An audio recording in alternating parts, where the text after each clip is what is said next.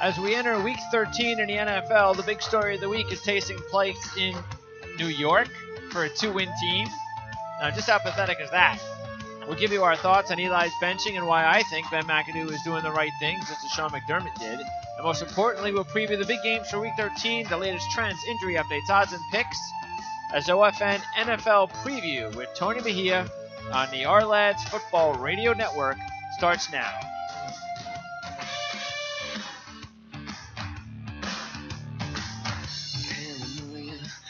All right, thanks for tuning in to the Ourlads Football Radio Network's OFN NFL Preview for Week 13 in the NFL with Tony Mejia, independent sports columnist and exclusive handicapper at VegasInsider.com. So, Tony, do you think that if the Giants were starting Davis Webb this week, that this would be as big a story? It would be as big a story. I would understand it a little more, although I guess it's because Webb hasn't really game prepped this year, and so they want him to come in off the bench, and presumably we'll see him. So I'll buy that. Obviously an organizational decision. I just think it's so sloppily handled that I'm not sure we're going to agree on stuff, although I'm in the camp that this was inevitable. I mean, we talk every week, so we've been talking about this being inevitable 4 weeks because they needed to see Davis Webb. I just, again... Well, how do you handle it then? How would you handle it if you got to see the kids? This is how I would handle it. I would go into December, understanding that you sit the guy down for maybe the last 3 games, and you're like, you're going to start still, and you may even finish, but Davis Webb is going to play. Geno Smith is out of the equation. Geno Smith is the backup, and then eventually he's going to be Webb's backup. In my estimation, that's how I would handle it. I wouldn't have done it this early. Justin Pugh is coming back, presumably, this weekend or even next. Best Giants offensive lineman left is not coming back. And you, as Eli Manning, has been working behind this ridiculous line with a B group of receivers. Evan Ingram's your most talented one, dropping passes left and right. He hasn't played well, no question. He didn't play well last year, but he really hasn't gotten a fair shake, and this, to me, is a slap in the face from an organization that he brought 2 Super Bowls to. Well, I mean, is there – because I don't know – I mean, you're never going to get a straight comment out of the Giants, but, I mean, how do we know that they're not necessarily not blaming Eli for this and that they understand how bad they are? And that it has nothing to do with Eli, and it's just that, look, it's over. I mean, we may not even want Eli back next year, which is perfectly normal. I think everybody would agree with that. So if that's the case, we know that we're out of the playoffs. What are we waiting for? Why don't we just play the kids? And again, the kid has to play. I think the Geno Smith bridge is embarrassing. I really do. I think it's the answer to a Jeopardy question down the road. When Eli Manning's streak ended, who got the start? No, I mean, I think it would be easier for Eli to stomach if it was Davis Webb because you needed. Well, what if Davis Webb? What if Geno starts 1 week and then Webb starts the rest of the season? And the reason I say that, what'll happen, something like that. And the reason I say that is because in my mind, I think there's, if I'm handling it to organizations and I'm doing it this early, the reason I'm starting Geno, there's 2 reasons, but the most likely reason is Geno's been the number 2 all year. If I'm doing things right, he gets to start the first game, and then I'll go to the kid because how wrong is it to have him as the number 2 all year, and then once we bench the starter, we go to the 3. You know what I'm saying? That's a good point. But I wouldn't see it that way. I would see, and it has been handled in other situations. The opposite ways. Simply put, you give the kid a break. I mean, you could. But I appreciate your point. That's one I hadn't heard before. It's more of a tip of the hat to Geno. You're saying? Yeah, possibly. For being the number 2, and also look, if this was a good team. Like, not a good – well, just if this was a team that wasn't as bad as this, like a team that actually had something, like let's say Beckham was playing, okay? Let's say they were this bad record-wise, but Beckham was playing. I would be a little bit more okay even with Geno. But for Geno, this is just going back to what Geno did with the Jets. because Geno Smith has never had the opportunity to play with any talent. Never. And I have no idea what kind of a quarterback Geno Smith could ever be. But we're not going to find out here. Yeah, we're not. So that's why, to me, it's like, well, he can't really win because he's not going to do well. He can't do well. It's almost impossible for him to do well with this team. So why not just play Webb? So it's a big deal because of where it is. It's New York. Eli has been the face of the franchise in New York. Sure. And now you're going to a guy that's been trashed for the last 2 or 3 years with the Jets, Geno, because the media hated Geno Smith. Right. The kid never deserved to get roasted. That's what I think is most embarrassing. I think Eli, in conversations with his family and closest friends, probably is like, man, and the indignity of that. Having to share back pages with the Jets all those years, and then at one point he's the only one who brought championships, and then it's like life comes at you fast, and guess who's replacing me when I'm standing there holding the clipboard and running the scout team? Geno Smith. It's scary. It's unbelievable. I wonder in this situation though exactly who really makes this call though. Because a lot of people are thinking, well, McAdoo is going to be fired and Reese is going to be fired. And all right, well, if McAdoo and Reese may get fired, even though we know the Giants organization, they do not fire people real quickly. They not to say that these guys aren't going to get fired. I don't know, like if there is a firing, we know it's McAdoo and not Reese. If there is a house cleaning, there's a house cleaning. I'm not so quick to think Reese is going to get fired because Reese he's won a championship. So I know the Giants in loyalty. So I'm not saying he won't. I'm just saying I wonder because if Reese is still calling the shots from the top, he would be more than likely to make this call. Not McAdoo. Like, why would McAdoo make this call if he thinks he's going to get fired? Based on Mara's comments, I think it was more of an organizational thing, and I believe that relationship is he trusts Reese to make those decisions. Yeah. So, McAdoo is essentially the trigger man. He's almost a messenger, but because of his buffoon status, throughout most of the fan base, at least the perception being he's the one to blame. Yeah. So it's almost like he's the fall guy, but the deterioration of that relationship, is partially to blame as to why this team has really been ripped apart. But again, from what Mara said in comments yesterday, they did not. I think he regretted the timing, he said, and they did not foresee the backlash. So, that to me is an organization that's having a really bad last 3 years since waving goodbye to Coughlin unceremoniously. All right. So, that was really, and also seeing them win. Seeing Jacksonville actually winning, and the Giants are terrible. That's that combination right there is not working out for them. The combination that's not working out is my nephew, who's probably one of many Giant/Knick fans, and we're going to watch him closely, make sure he's not standing on any ledges, because two badly run organizations in the New York area. So well, at least how old is he? 13? Oh, okay. Well, Well, what was it? Was he 7 when they won a Super Bowl? Yeah, he was probably old enough to enjoy it, but too young to really relish. Yeah, the good times, sure. Yeah. All right. Anyway, so getting back to what matters in the NFL. Last week on the show, we talked about the trend that had really been working, and it continues to work. The magic number now is 83%.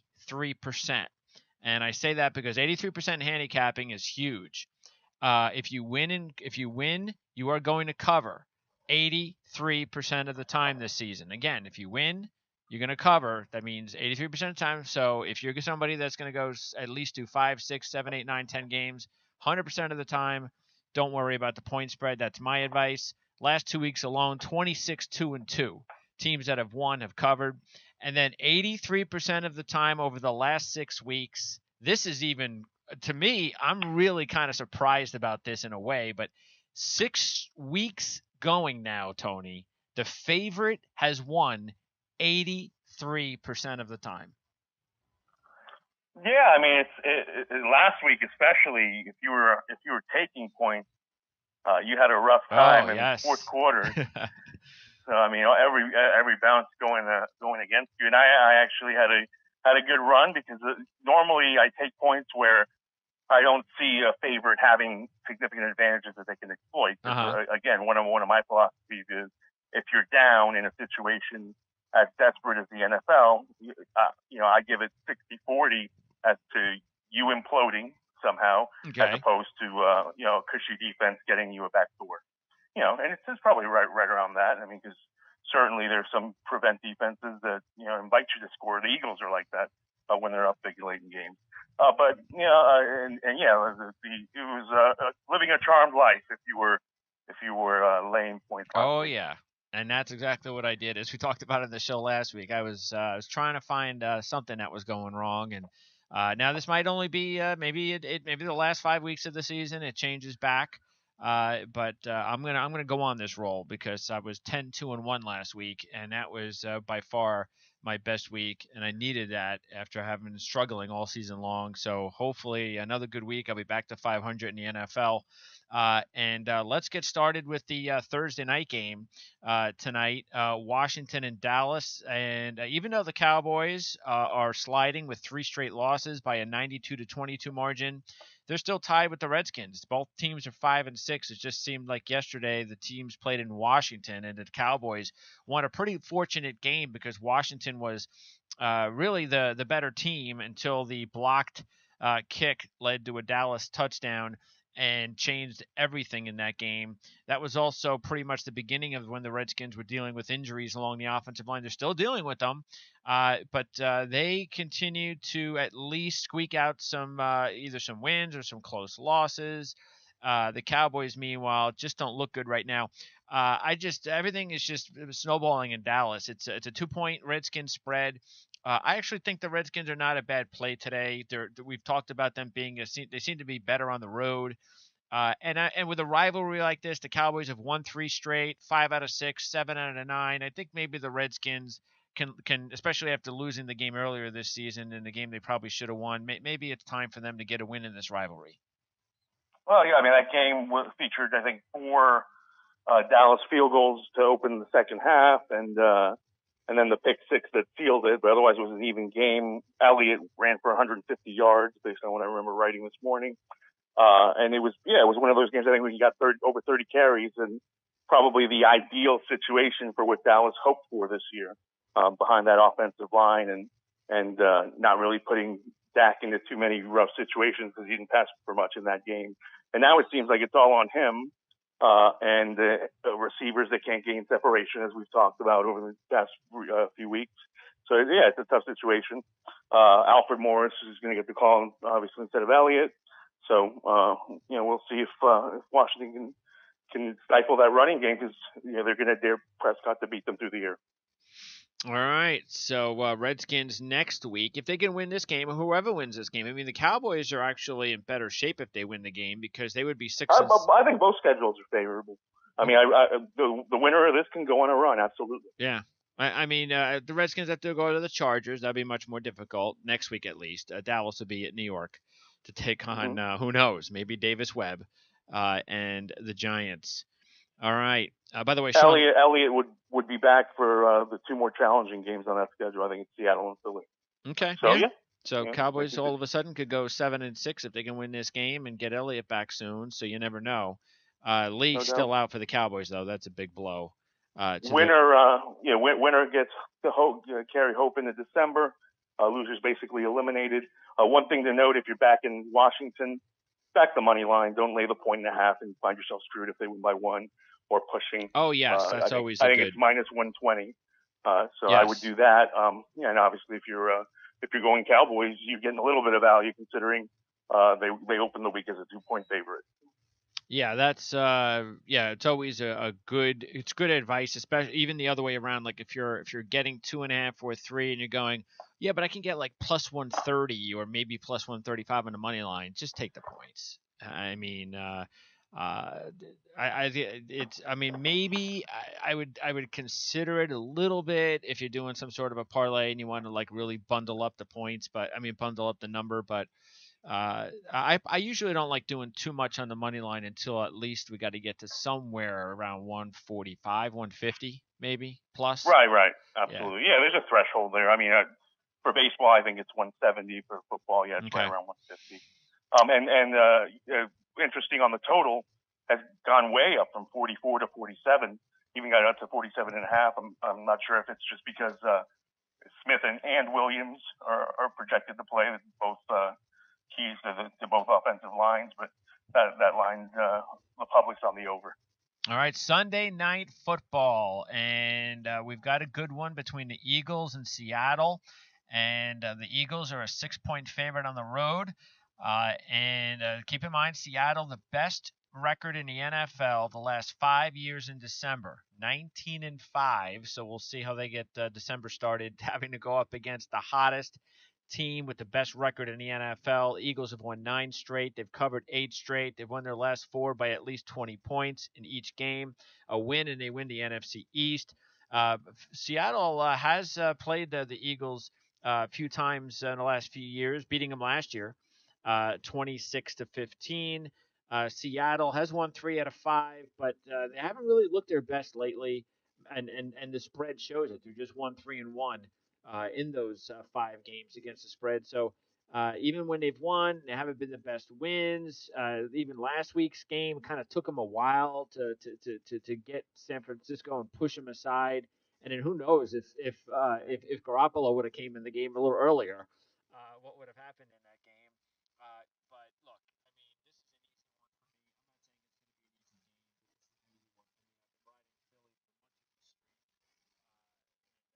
it's going to be an easy game. This is an easy one for me.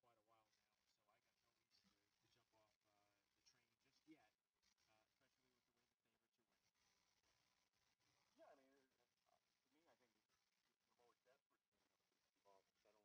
for much of the streak. Comfortable in the pocket, and then you can pick apart teams. I mean, in Philly, this is a shootout if you win it.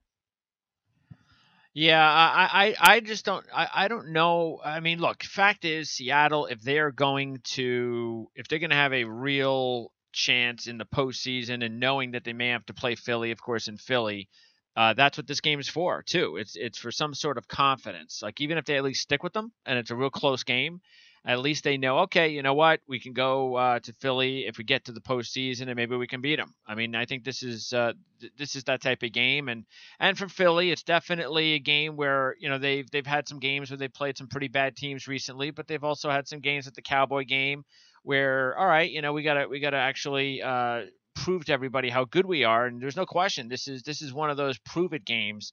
Going to Seattle, even though Seattle just lost to Atlanta at home, still it's a definite prove it game for the Eagles, and that's why you kind of got to feel good the way they're playing. That if you like them as much as I do, that and others, and I know that you like them now as well, that you should feel confident that they're going to get it done on Sunday night. Yeah, they're my Super Bowl champ now. But I mean, if they lose Week 13, they'll probably still be a key factor in my mind. So I don't think a lot changes, other than it'd be interesting to see them play bully, because they can really demoralize the Seahawks, will practically end their chances. And to do that, Carson Wentz is going to have to take advantage of a depleted secondary. So we'll see. We'll see if he can do that. If he can do that, yeah, they can run. They can run away by double digits. All right, Minnesota and Atlanta is a 3-point favorite at home. Falcons have won 3 straight, and Minnesota's won 7 straight. Vikings have also covered 6 straight. First time that Minnesota's been a dog, by the way, since October 15th when Aaron Rodgers got injured in the Green Bay game. That's the thing that I really found interesting about this one was the spread. I mean, I understand the spread based on the fact that the Falcons are playing better, and it seems that we talked about the Rams spread a couple of weeks ago with Minnesota, and even maybe a little bit with the Detroit spread, but pretty much that Ram game I was a little bit surprised that they weren't getting as much respect. So I think this is just continuing the trend where I don't know if people really believe that Minnesota is good as a 9-2 record and everything that they've done during this run. And now that Atlanta is starting to pick it up, maybe it's not a surprise that they're a 3-point home favorite. But I don't know. I mean, this is a tough one. I mean, I'm not going to sit there and say, okay, I love Minnesota. But I don't know. I'm kind of leaning towards Minnesota, but I'm not sure yet. I mean, I definitely think that this is going to say for real whether Atlanta is kind of back. I need to see proof against a really good team. Seattle's a good team, but this is a really good team, and if they can do this one, then I'm sold. And I think Atlanta is without question now going to be very dangerous the rest of the way. Yeah, I mean, great proving ground game for both sides, really, because Atlanta's defense has been playing better, and then you want Keenum to take advantage of them. Minnesota gets to deal with Devontae Freeman now, so it's really a Falcons offense that's back at full strength. If you can stifle them, you're stifling everybody in the NFC. So yeah, it's a fun one to see how this shakes out from a spread standpoint. You're always going to want to cater to the Falcons in terms of inflating it from a public standpoint. They're the defending NFC champs. They're the team that almost won the Super Bowl. The Vikings are the team quarterbacked by Case Keenum. From that betting standpoint. So a team that there aren't many of them, but a team that puts defense first, and really that's who carries the weight for the group, is always going to get faded by the public, especially if their quarterback isn't respected. See Minnesota, see Jacksonville, play quarterback. Yeah, so I don't know. I mean, this one I'm leaning towards Minnesota, but I don't know. They're going to be at Carolina next week, though, so that's another big one for Minnesota. And Atlanta will be in a huge game on Thursday night at home against the Saints. So the NFC South, what do you think about the NFC South right now? Because you have Carolina, and that's the next game. You have Carolina and the Saints are tied for first at 8-3. Saints are a 4.5-point favorite at this point in time. Then you've got the Atlanta game next week with the Saints on Thursday night. And then Carolina having to host Minnesota. So these 4 teams are kind of, back to back with each other. I don't know about Carolina last week. Boy, that was an ugly win. Newton looked like he did earlier in the season. I mean, he was just awful. I don't even know how Carolina won that game, but that's because they played the Jets. And for the Saints, we can excuse the loss. I mean, they had a big winning streak. They had that emotional comeback win against the Redskins, and they go on the road. They go out west. They play a real good team, looking for a big signature win, and they go out there without major defenders in Lattimore and Crawley, and they lost a game that was pretty, I mean, it wasn't a blowout. It was maybe the score was a little misleading, but it was fairly competitive. But the Rams seemed to stop the Saint running game, and they stopped Ingram. And if you can pretty much do that, then maybe that's the way to beat the Saints nowadays. Yeah, I mean, Armstead got hurt again, and we'll see if he plays this week. Hamstring issue, but I mean, you said it, Lattimore more than Crawley. I think his presence in the lineup is key to that defense and keeping them from becoming ordinary again. As far as the division goes, they're still the favorite, at least in the current odds. They're 5-7. Falcons at 17-4, and the Panthers are at 9-4 as far as who takes that division. And there's only four divisional odds still open. 4 are already off the board. Okay. Well, I mean, I'm still going to lean towards the Saints, but barely. And I think this game is going to determine it, though, because I don't think the Saints can lose this game and still win the division, because I think that'll just kind of, especially if it's a high scoring game, because the defenders being down, again, Okafor being out, I think is a big blow. They definitely can't lose Lattimore much more, for many more games the rest of the way. Now, the other reason I kind of like the Saints is the fact that they've played pretty well against Carolina in this series recently. They've covered the last five. They've beaten them a couple of times. They've been a dog in all those five games, and they won late September, 34-13. So they seem to have a pretty good, they seem to have pretty good success one way or another when they play the Panthers. And I mean, what do you think about the Panthers in general, based on what you've seen from them? I mean, do you think they still have what it takes to win the NFC, or how much more proof do you need?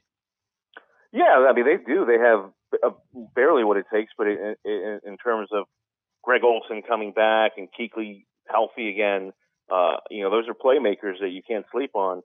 So as long as Kuechly stays in the lineup, that defense is going to be fierce. I think losing Captain Munnerlin last week unexpectedly because he didn't make the trip, and his illness, I guess, is a factor this week. That'll be an issue because again, you're bare bones there as far as the guys that you have on board to get it done the way you need to get it done, because there really isn't much room for error.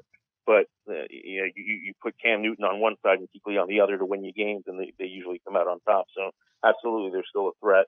And yeah, a lot of it depends on what they do in this game to see whether they can position themselves for the most favorable seed. Because again, needing all the help that they can get, it would be great to get a home game. Yep, Carolina has won four straight, and to keep in mind, though, three of those wins against the Jets, Dolphins, and Bucks. So we'll see. I'm a little surprised that the line is close to five, but if Lattimore and Crawley play, maybe not so much, because that's a big difference for New Orleans in their There you matchup go.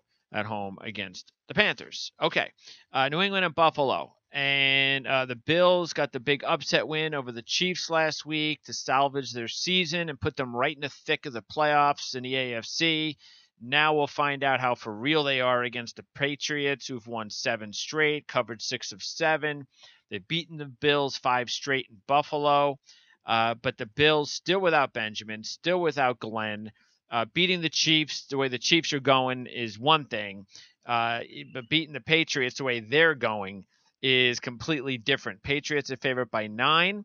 I don't know. I mean, of course, I'm not going to go against the Patriots now. I've taken them also quite a bit recently.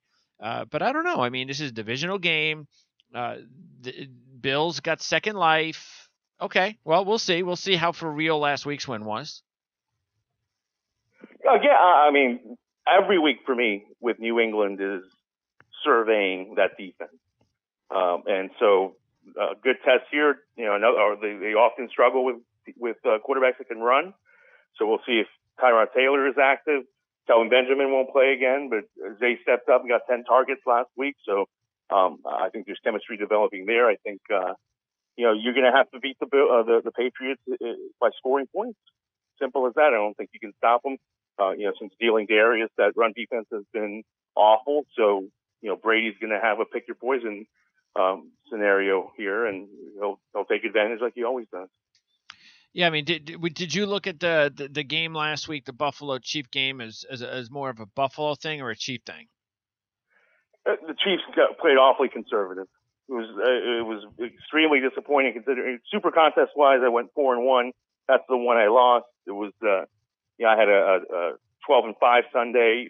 I missed that by total because I thought it would be higher scoring, and I missed that obviously laying the points with Kansas City. So that's the one game I was way off on. And to answer your question, thought that was more Kansas City based than Buffalo. All right, and it's also very hard to gauge Buffalo's defense, because that's the thing too, is that the Chiefs' offense has been so bad recently. The Bills' defense was really bad, and you were wondering, okay, well, why is the Bills' defense so bad? I don't understand. I mean, Darius really, it wasn't like he was. I mean, he got up to a slow start anyway this year. The Bills' defense played well earlier this year. So I just didn't understand this whole situation with the Bills recently, and then the whole quarterback thing last week, and then the defense plays well again last week. So I don't know. I don't know what to think of the Bills defense, let alone the Tyrod Taylor situation. Did you see the numbers with and without Darius against the run though? I mean, those were glaring. And that was the main correlation. I mean, I'm sure it wasn't entirely about that, but the fact that the numbers were available pre-trade, post-trade, even if he didn't play well and wasn't 100% early. Yeah. That has to be a factor. And then, obviously the curiosity of the Taylor benching ended up working out as them punting that LA game. So, they really barely were on the field with a chance to win. All right. Well, we'll see what the deal is with the Bills for sure against the Patriots on Sunday. Then you've got the Rams in Arizona. And hey, I mean, all I could say is really, really cool for Blaine Gabbert. See, this is the proof. This is all the proof I need for everybody that wants to sit there and say that certain guys, certain quarterbacks. Again, I'll just throw in, say, even Geno Smith. You hope for Geno, but again, you ain't gonna figure it out this week or this year. But guys that, and we've seen others that get off to slow starts in their career. But this specific thing with Gabbert, right there just shows you, if you take a guy off a bad team with bad personnel and you put him on a team with a quarterback coach, an offensive guy like Arians, the perfect spot for a guy like Gabbert, and all of a sudden you see what he did, and it's like, I'm sorry, but I don't think what we saw was smoke and mirrors. I mean, I still, of course, want to see a lot more proof because he does have a back history that is not very good at all. But I was extremely impressed with what I saw from him against the best defense in the NFL for only a second start. And I look again, need to see more proof. But if he let's just put it this way: if he continues to play like this year and continues to get a little bit better each game, there is no doubt in my mind that he should be their starting quarterback next year. Yeah, I'm not going to take anything away from the man. I just want to see more. So, he's got the track record, but clearly impressive against the Jaguars defense that few have been able to move the ball on. Maybe it's a late in the season thing. You're healthy, you're mentally sharp because you haven't been frayed like Carson Palmer was behind that bad offensive line early. I mean, Palmer, when he got in a rhythm, was able to make all the throws. Clearly, they have receivers. It's that offensive line buying you time. Gabbert wasn't mentally broken by it, so he's really stepped in and provided a spark. Just want to see more. Well, see, this is why I didn't understand why Gabbert didn't get the start as soon as Palmer got hurt. Because we saw in the preseason, Gabbert looked a little bit like this. It was like, wow, he actually looks pretty good. I mean, but maybe it's a preseason. So then he goes ahead and starts Stanton. It's like, why are you starting Stanton? Then I guess I just figured, all right, well, I guess maybe they must know something, even though, I mean, we've talked more than enough times about that this year in both college and the pros, that these coaches don't necessarily know who the right guy is. And apparently, once again, it just shows you that he picked the wrong guy. Because what happens if Stanton, kept playing? We wouldn't see at least Gabbert play pretty good in his first couple of starts. Yeah, Stanton was shaky. There were some stretches where he was decent, but I think probably the comfortability factor of having gone to him before. Simple as that. You know what you're getting.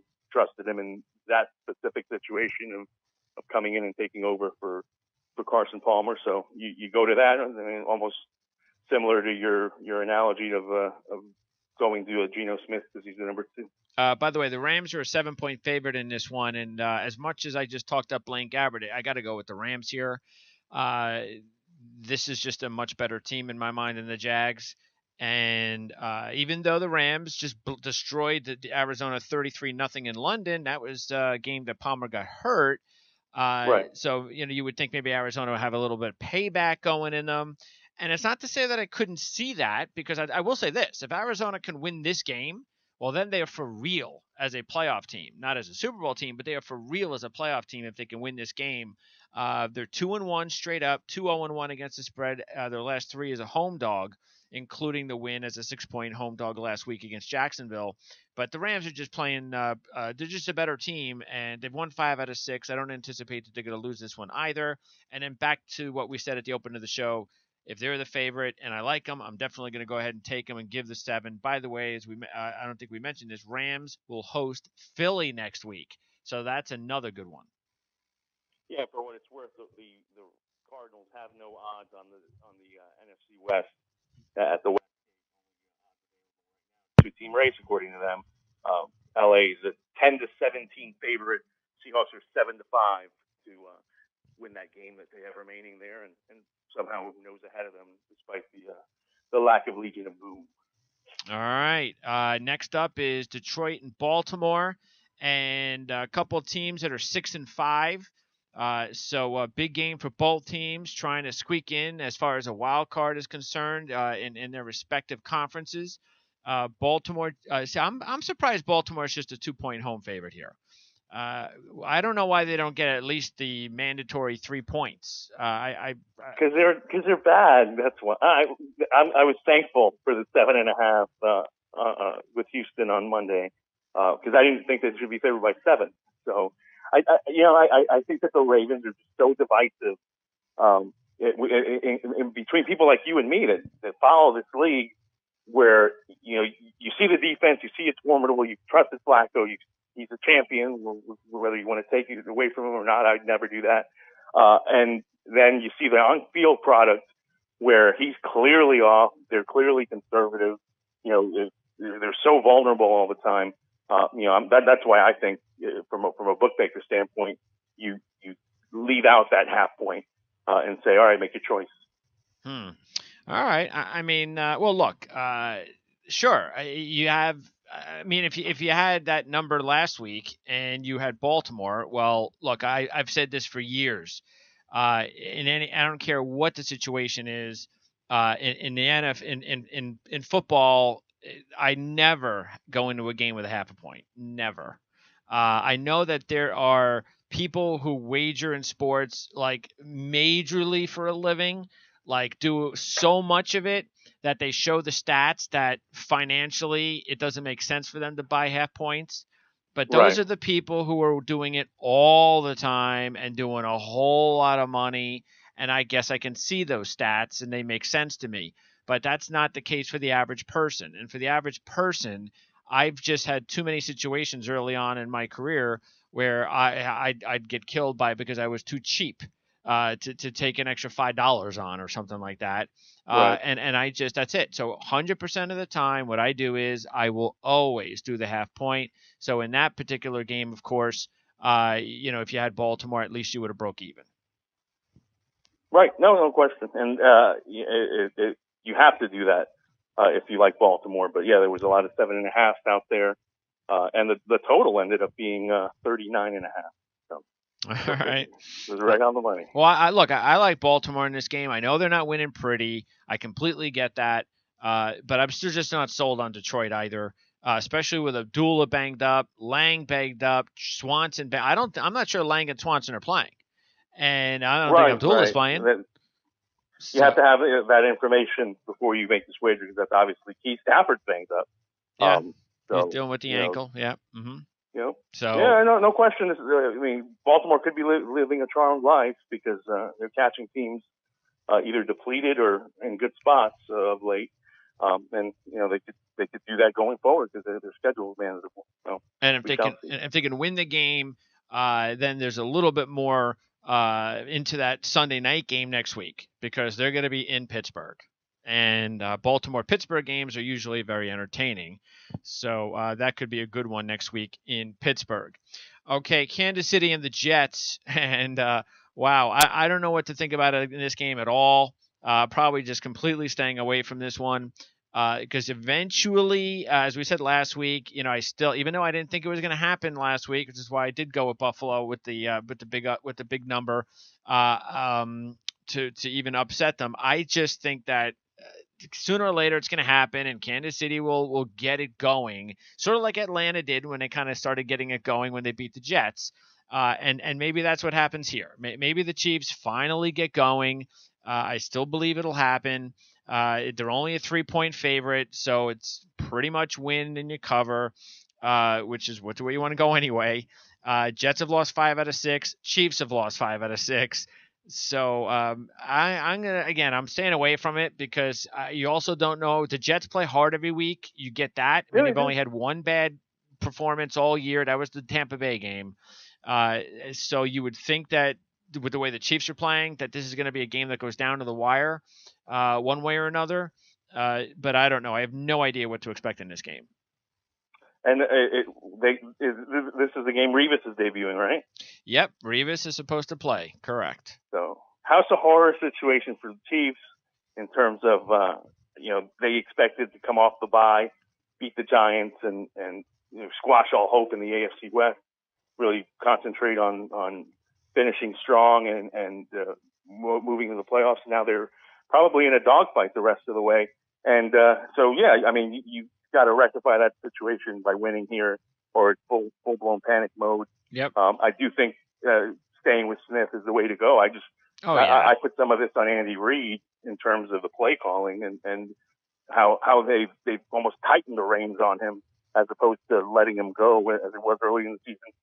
I think that the win situation at the Meadowlands against the Giants was a huge factor in that, but I didn't see any reason to pull back against Buffalo when they did. So I'm alarmed now if I'm the Chiefs.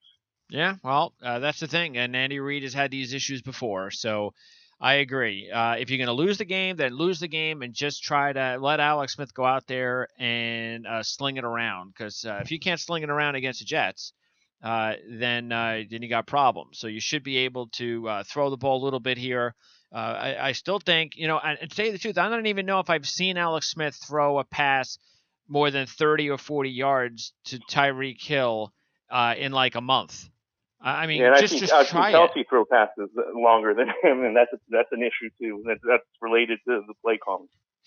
All right, let's go to Pittsburgh and Cincinnati on Monday Night Football, and it was the Pittsburgh win over Cincinnati earlier this season that pretty much I had realized there's just no way Cincinnati is going to be able to do anything this season.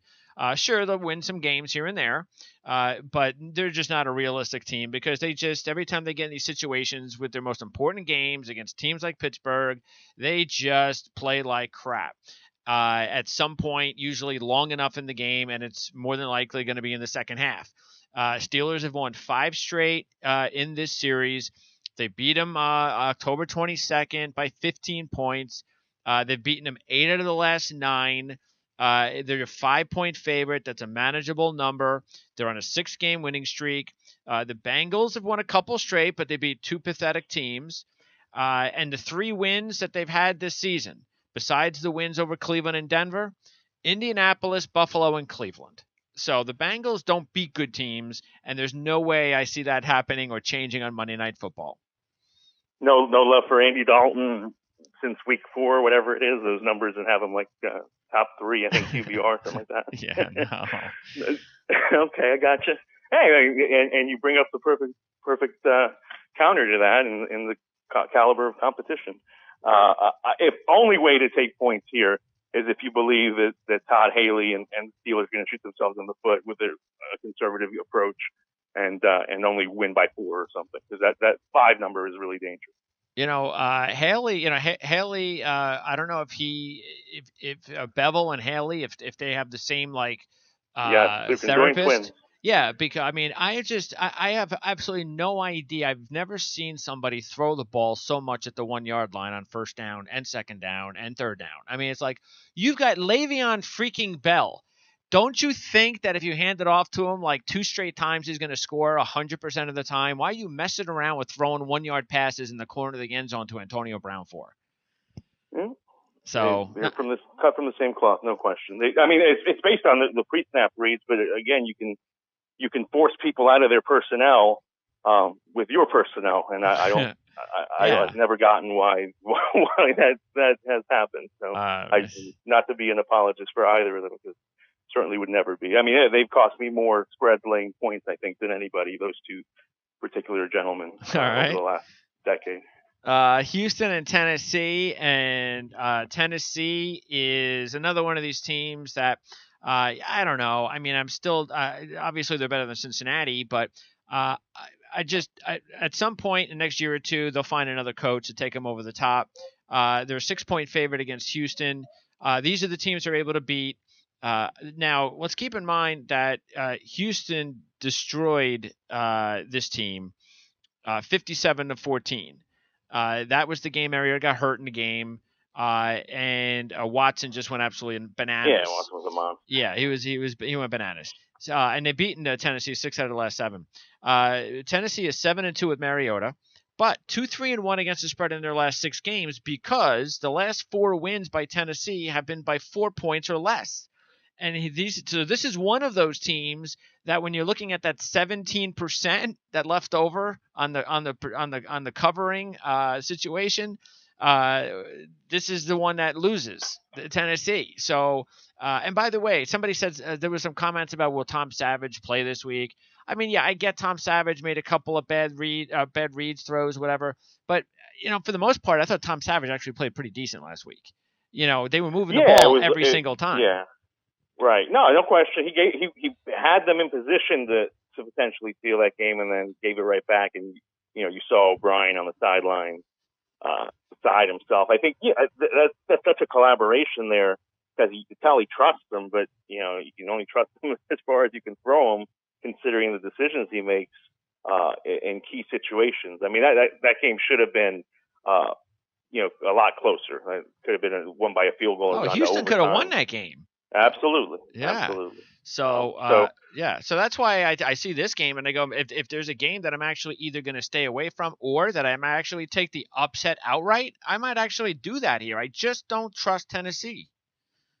They still have Jadeveon Clowney, and he's been solid of late. Now they get back Brian Cushing to fuel your upset argument. Curiously, Westgate has them still on the board to win the AFC South at 500-1. If you want to put $1 on it. No, that's okay. The Titans are 10-11, 5-6. So basically, they see those two as a toss-up. Tennessee, you said it correctly earlier. These are the games they win. These are the games they have to win. So it'll be interesting to see whether they do that. I do like them being the healthier group, and obviously with more key cogs now back and out there for them. Yeah, well, look, maybe if Houston can win this game, they can actually feel like they've got a shot because they host San Francisco next week. By the way, Rashard Matthews is probably not going to play for Tennessee as well. So keep that in mind. I think he's dealing with a hamstring injury. Now, he's not going to break it. He's got the Kaepernick the cleats this week. Yeah, that's right. He's not going to play in them? No, he won't be able to. Oh, so, I didn't see that. They certainly have ways to replace him with Taylor now healthy, and obviously the other rookie Corey Davis and Decker healthy too. So not a huge loss, and I'm sure we'll see the kicks anyway. All right, and so anyway, to answer your question, no for Houston at 500-1, but I will say yes at Green Bay. I'll throw a buck in there or two at Green Bay, but actually put him in my futures this week with the Eagles. I had to add the Eagles again at 5-1. But I had 2 teams in my futures portfolio this week. Philly once again at 5-1, and I said, "What the hell? I'll add Green Bay in there at 200-1 because of the fact that I actually think they're going to win this week. That'll put them at 6-6, and they're going to beat Cleveland next week. They'll go 7-6, and Aaron Rodgers will be back, and you never know. So at 200-1, you win the next couple of games, you can get Aaron Rodgers back. Why not? And you know what? Just because Jameis Winston is coming back, somebody needs to explain to me why that should put the Bucs as a 1-point road favorite here. They weren't winning when Jameis Winston was the quarterback. So I don't get that. And for Green Bay, excuse me, but did I miss the game? Did anybody? I didn't miss the game against the Steelers. Did you miss the game against the Steelers? Did you see something about the Packers you didn't like? Well, they moved the ball finally. That's great. Hundley's definitely a guy that's got to prove it to me again. I almost think that he's haunted by playing at home because he sees it. I mean, he really has not played well there. Yeah. To me, it is a pick 'em because of that. And I don't think it has anything to do with Jameis, although that probably puts the Bucks as the 1-point favorite. That's where it lies. I think if it's Fitzpatrick, it's a pick 'em. So I at this point, both teams have a lot to prove in terms of being functional. And I don't. You're talking about 200 to 1 to win the Super Bowl, and obviously that's great if Rodgers comes down. I was talking about the Texans 500 to 1. Oh yeah, to I get that. Division. Sure. Yeah. No, I know that. Yeah. But as far as the futures, I'm all over that with you. 200 to 1. Get by this game. Sure. Yeah, absolutely. they just have to get by this game. They do. We'll see if they can. Yeah. And again, it's if Winston was playing lights out or something like that before the injury or before he played. I mean, just because he's had a few weeks back, by the way, I don't see how this. I mean, I don't see how we should assume that he's just 100% healthy. I'm sorry, I just don't. Correct. I think they're desperate and they're trying, or at least maybe again, I don't know who's running the show there, but I would definitely think Dirk Cutter wants to rush him in there because Dirk Cutter may not be the coach next year. If we have archives, I'm sure I said. Winston needs to not play again this season. Oh, sure. For them to be smart, because it's a lost year. So, this reeks of incompetence, even if he is 100%. And I know that Perry's out or banged up, and I know Matthews is banged up, and they both may not play again this week. But still don't care. All right, Colts and Jags. Jags favored by 9, and a situation where the Jags destroyed the Colts in Indy 27-0. On October the 22nd. I think what that proved is the Jags, that defense just does work against this Colt offense. They've lost 5 out of 6, but their last 3 losses to Colts have been by a total of just 8 points. So they've been competitive. But I just think Jags kind of they had their loss last week, and I think that and we talked about it last week. Maybe that was they were overdue for that loss, and now I think it's time for them to get back into the winning column. 9 points is a big number. I get that. But again, I think that the fact that they blew them out the first time just means that I think they're probably a pretty good matchup against the Colts. So I'll lay the 9. They've covered 5 straight against the Colts and beaten them 3 out of the last 5. Yeah, Jalen Ramsey played last week after original reports were that he would not play. So he toughed it out through an injury. I think it was a hand. So he's gonna go again. He's not on the injury report. Maybe that had something to do with their preparation because they were a little off, obviously. I took points last week. Not sure what I'm going to do with this, if anything. Still offensive line issues for the Colts, and that usually spells disaster against a defense like the Jaguars. All right, Cleveland and the Chargers. Chargers favored by 13. They might even be up to 14 by now. Chargers have won 5 out of 7, 6 out of the last 7 they've covered. Browns are not only winless, but they're 1-9 against the spread in their last 10. Everybody's talking about Josh Gordon coming back and starting. I guess the Browns are they're going to win 5 straight to end the season now. So watch out. Go ahead. Well, I was just going to conclude it by saying I don't care that they give him 13. The Chargers are playing way too good football right now against a pathetic team for me not to give the 13. They are, and this would normally be on my list blindly. Do think because Coleman came back, because they have some weapons, even though Kaiser's the one throwing the ball, I think Hugh Jackson, probably on his way out the door, will take some chances here, which could potentially get you backdoored if you're LA. Especially since I haven't got a chance to check into this story today, but I did see yesterday that Hayward's brother was killed in some accident, and he left. He left the team, so I'm not sure if he'll be back on Sunday. Definitely want to make sure you get an answer on that, because then serious backdoor possibilities if the Chargers are down their top corner. And by the way, Chargers are not like 7-4 or anything like that. They're a 5-6 team that's playing very well. That's playing well and can't screw around with the Browns. So this in no way, shape, or form should be any sort of letdown situation for a team that is out of the playoff picture as of today. So now they win. Who knows? Home field advantage, though. I mean, you feel comfortable laying 2 touchdowns there? Yeah, the big spread. I mean, I completely get that. But look, last week, 2 out of the 3, or 2. Well, I don't know how many of the double digits, but let's see. New England covered the 17 by a point, and the Eagles covered, what was it, 14, 13, 13 by Yeah, a that lot. one wasn't close. The Dolphins game looked shaky there for Yeah, it a did. long time. They almost gave that one away with that defensive score for the Dolphins. That got me nervous. But yeah, so so if I'm going to give points in this situation, this is how I would do it. Absolutely, the way the Chargers are playing, and we're talking the Browns here.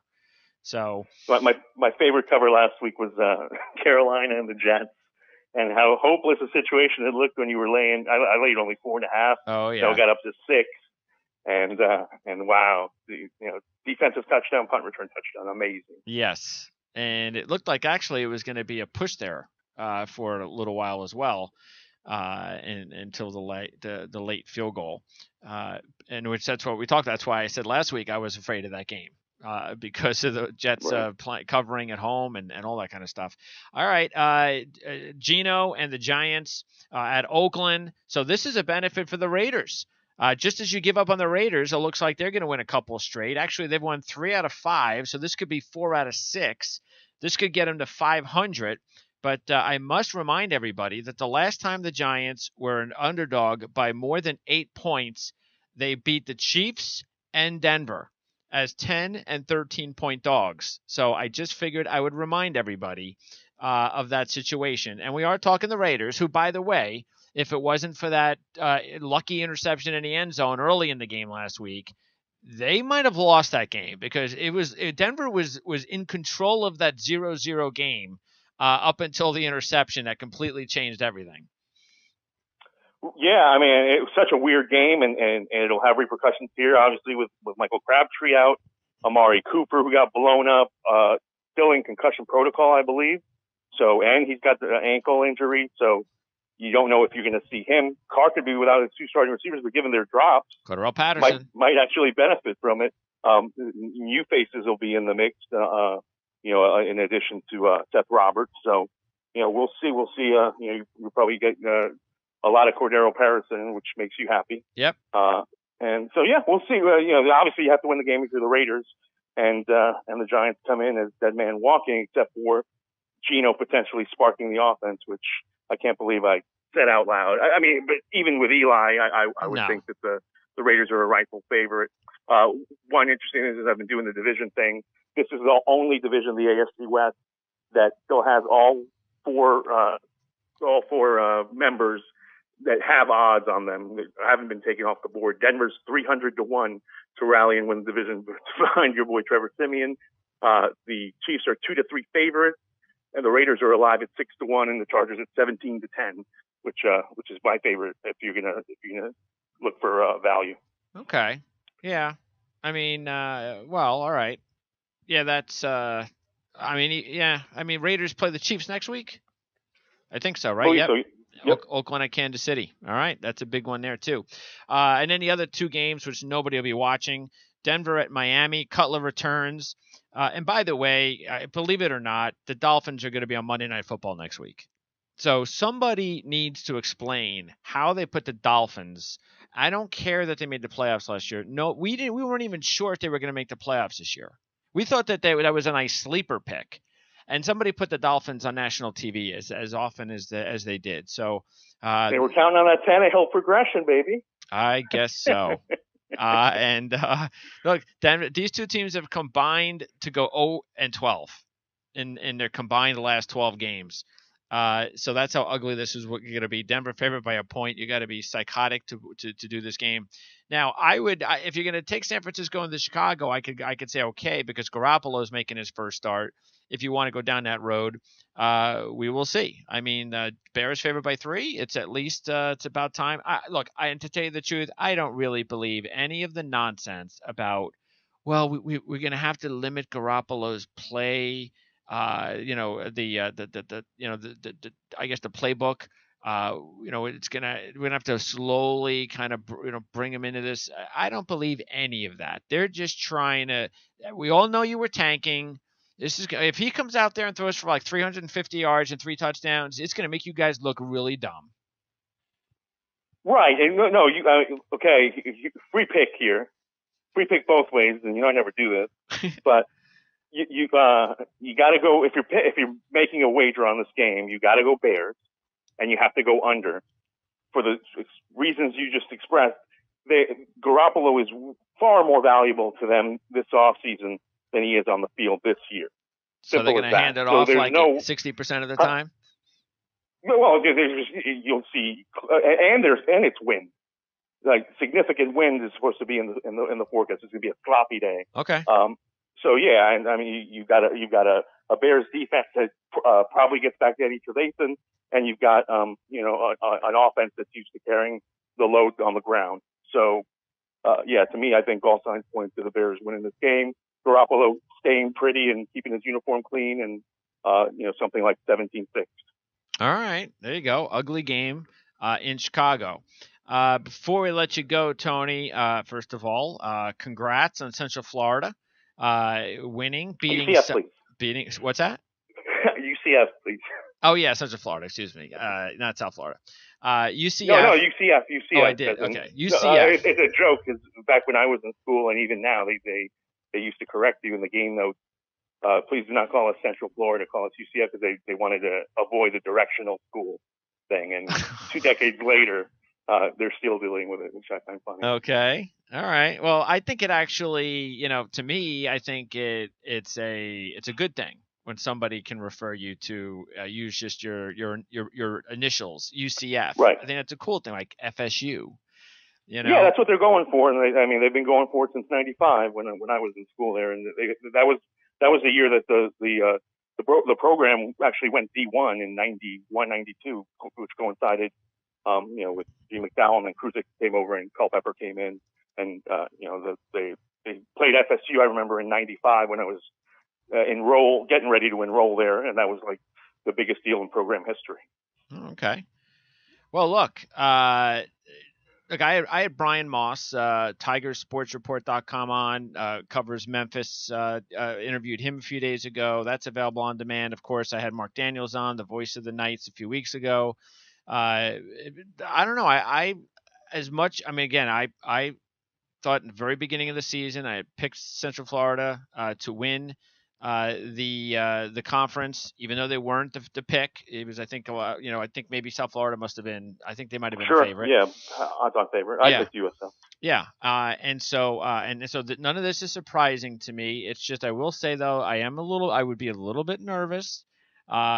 See, that game last week, to me, I mean, I didn't actually get the numbers, but you'd have to, I mean, obviously, maybe you agree with me, but do you remember a time that you've seen a team give up more 3rd and 15s or something like that? It seems like every time South Florida had the ball, like 3rd and 15, they did to be able to convert it and convert for touchdowns even. It's like, come on, man. I mean, 3rd and 15, this is when they're supposed to stop them.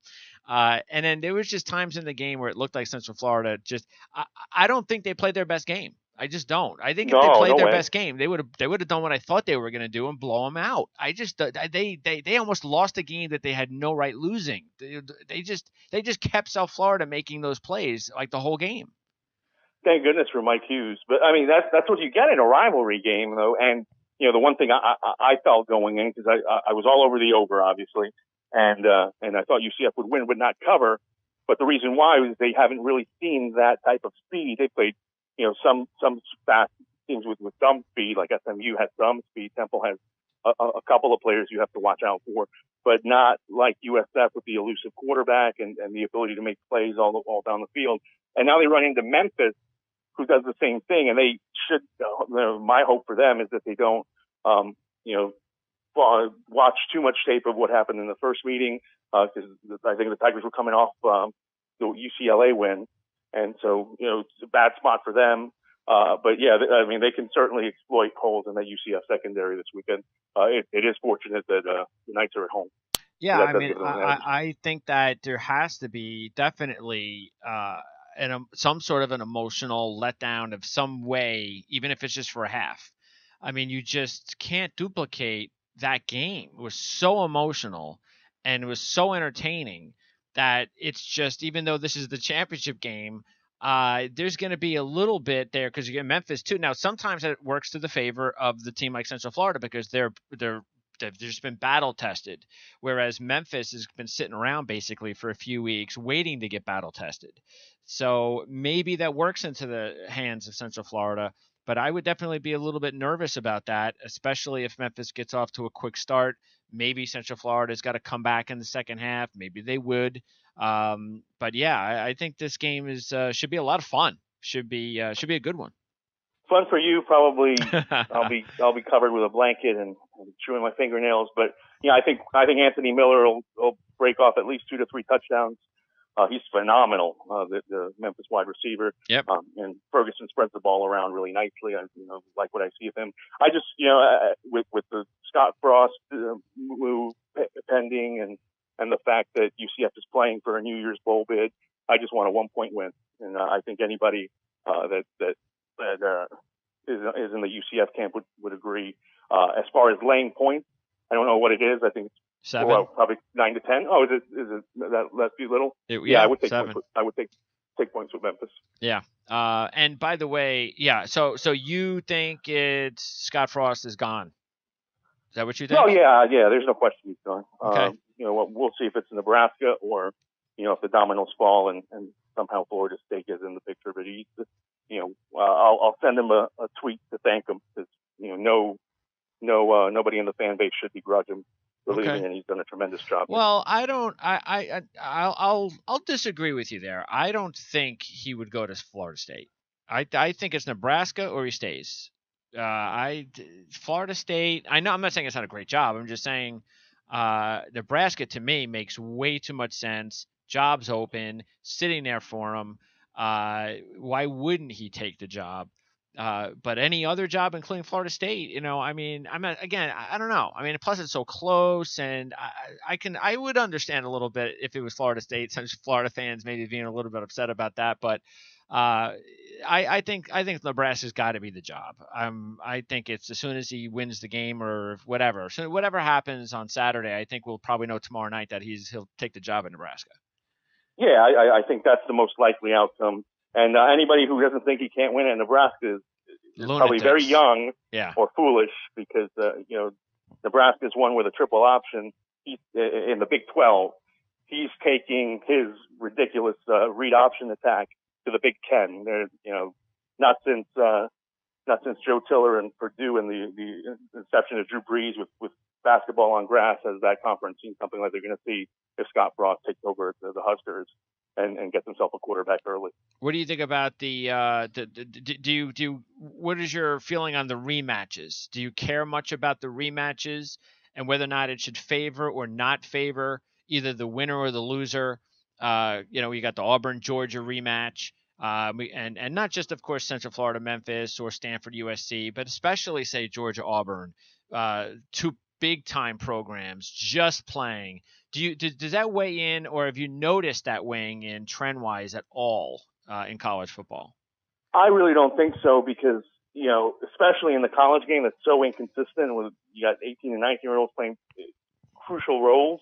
Every game, almost every play leads to something else that's completely different from what you saw the first time around, especially if you played 3 weeks ago, and especially if the teams are evenly matched. I mean, I don't know how anybody could say, Georgia's clearly better than Auburn or Auburn's clearly better than Georgia. It's just, especially in that matchup. Maybe you could say that in Oklahoma TCU, but even I fight you there in terms of, Mayfield's great, but, you could have a bad day. So, yeah, I think the rematch factor is overrated.